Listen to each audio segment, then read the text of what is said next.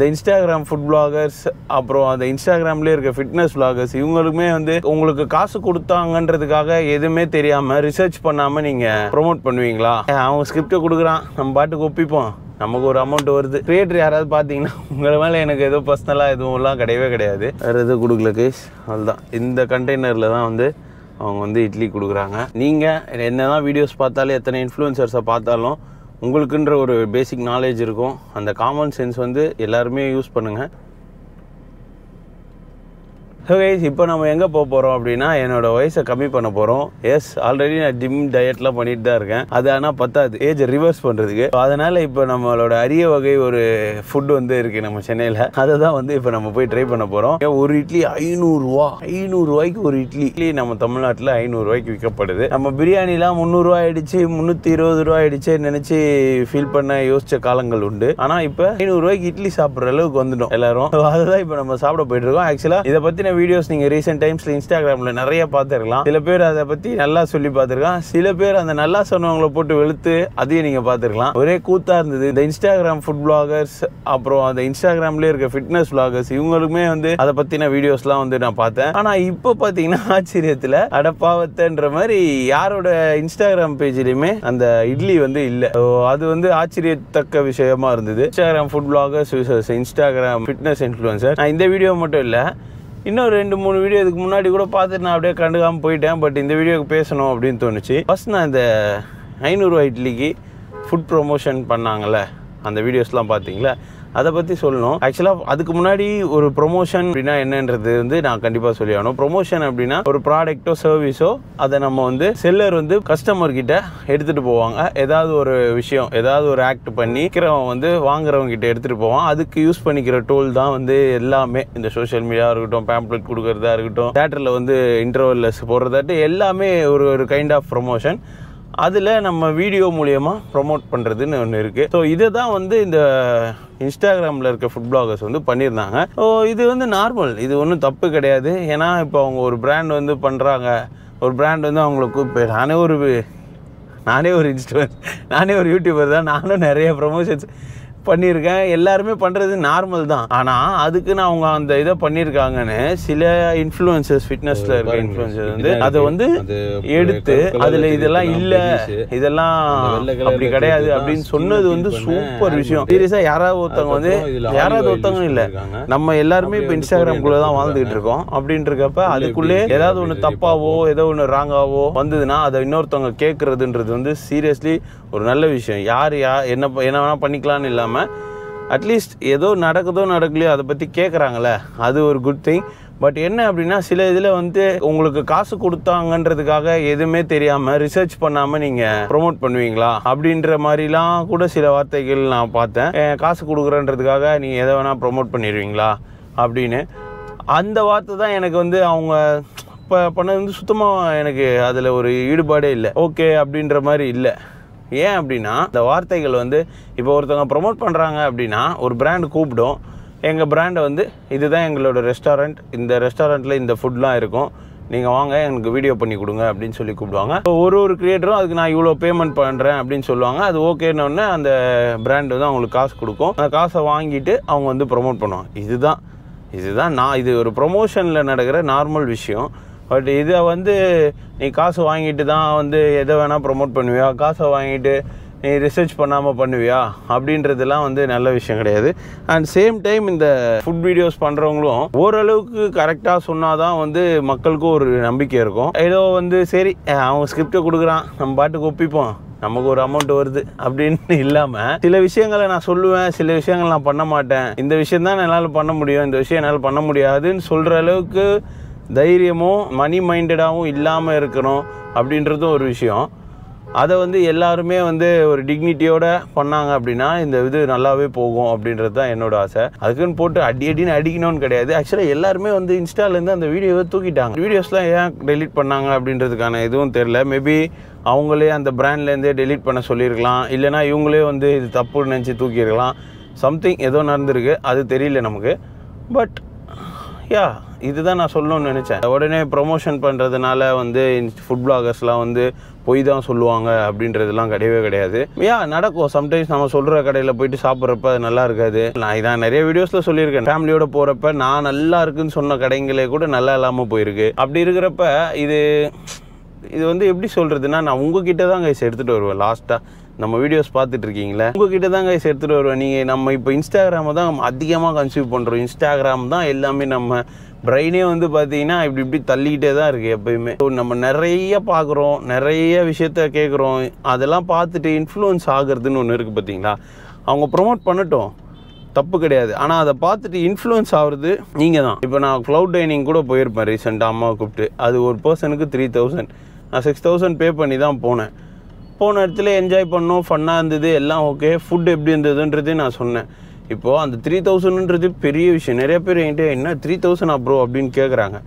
ஆமாம் ப்ரோ அப்படின்றப்ப என்கிட்ட பர்சனலாக கேட்குறப்ப, ப்ரோ ஃபுட்டு வந்து அந்த அளவுக்கு நீங்கள் போய் நல்லா என்ஜாய் பண்ணி சாப்பிட்றப்ப பட் அந்த எக்ஸ்பீரியன்ஸ் ப்ரோ, அந்த எதுக்காக தான் அவ்வளோ காசு.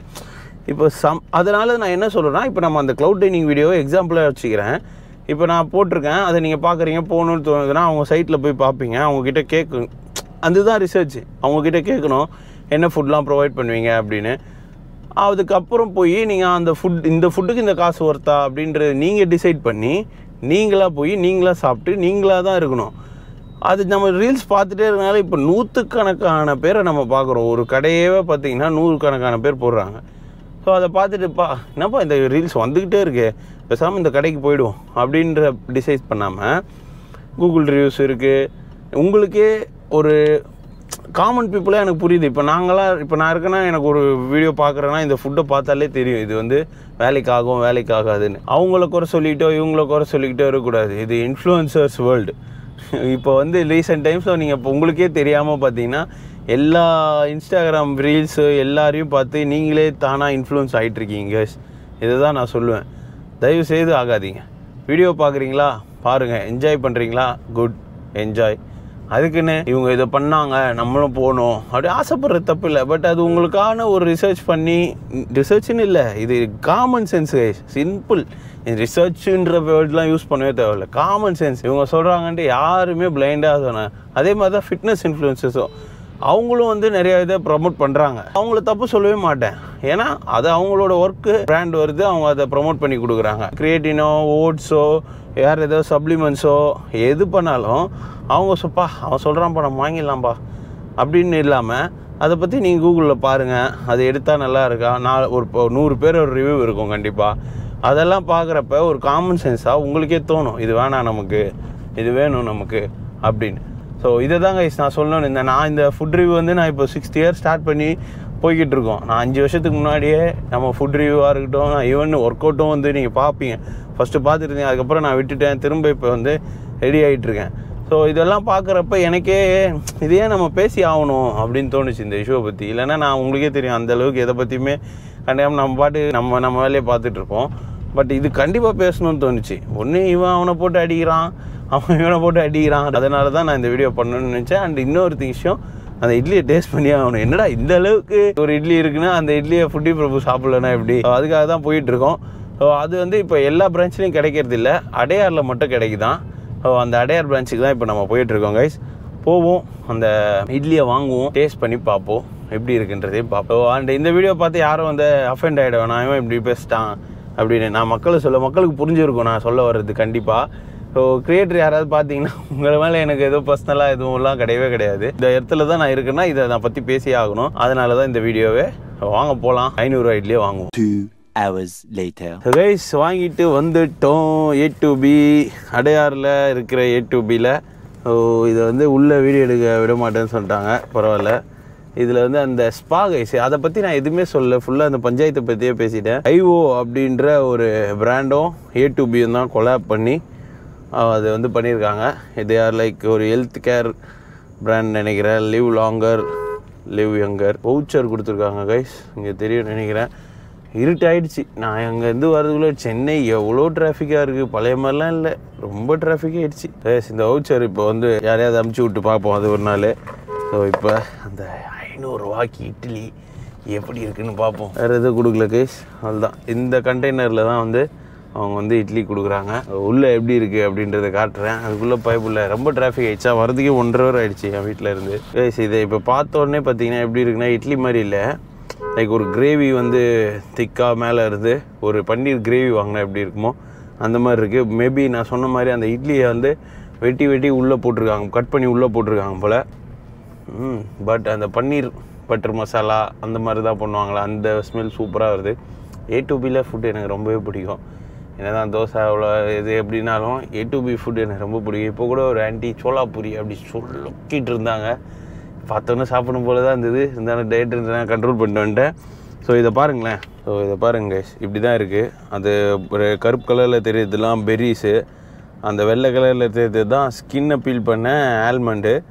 அதுக்கப்புறம் இதில் ஆலிவ் ஆயில் யூஸ் பண்ணியிருக்காங்க, அப்படியே வந்து கோரியாண்டர் போட்டிருக்காங்க. ஸோ ஃபஸ்ட்டு பைட் சாப்பிட போகிறேன் 500 ரூபா இட்லியில்.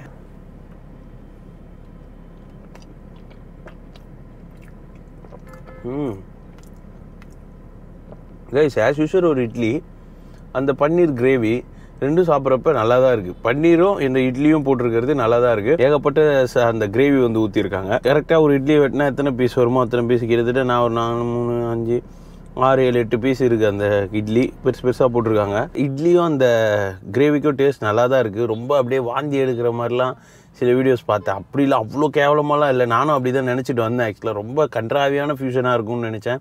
கண்ட்ராவியான ஃபியூஷன்லாம் இல்லை. அந்த பன்னீர் கிரேவிக்கு நம்ம இட்லி தொட்டு சாப்பிட்டா எப்படி இருக்குமோ, அதே இட்லியை கொஞ்சம் டிப் பண்ணி நல்லா குழப்பி அடித்தா எப்படி இருக்குமோ அப்படி தான் இருக்குது.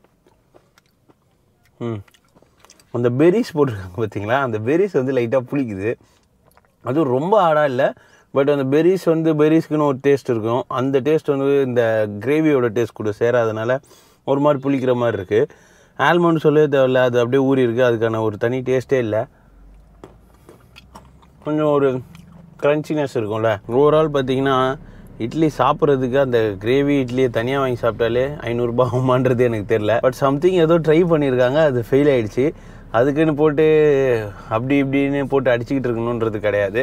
ஸோ சிம்பிளாக விடுங்க. நீங்கள் என்ன தான் வீடியோஸ் பார்த்தாலும், எத்தனை இன்ஃப்ளூயன்சர்ஸை பார்த்தாலும் உங்களுக்குன்ற ஒரு பேசிக் நாலேஜ் இருக்கும். அந்த காமன் சென்ஸ் வந்து எல்லாருமே யூஸ் பண்ணுங்கள். இது பண்ணலாம், இது வேண்டாம் அப்படின்றது. அண்ட் இந்த வீடியோ பார்த்துட்டு இருக்க ஃபுல் வ்ளாகிங் பண்ணுறவங்களா இருக்கட்டும், ஃபிட்னஸ் வ்ளாகிங் பண்ணுறவங்களா இருக்கட்டும், எல்லாருமே அவங்கவுங்க மனசாட்சிக்கு விரோதம் இல்லாமல் இந்த ஒரு விஷயத்தை பண்ணிங்கன்னா பெட்டராக இருக்கும். 500 ரூபா